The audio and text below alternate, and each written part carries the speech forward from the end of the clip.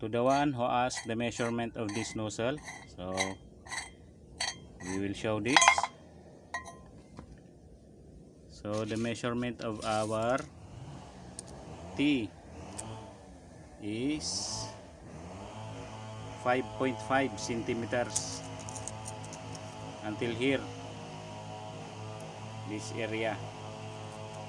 From here to here is 5.5 centimeters, and at the upper portion and at the lower portion it is 7 centimeters.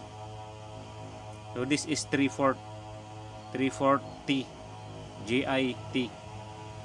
And let's go to the height of this chamber.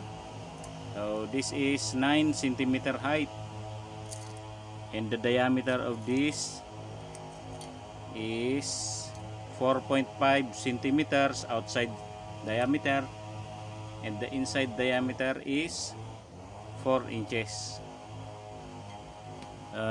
By the way, this is a 3/4 T, which I made a covering here and plug, and at the other side is end plug. So if you do not have end plug, you can cover this one, and also at the other side you can cover this. You can cover this with flat bar or sheet, flat sheet. The thicker the better. Okay, so this is installed here.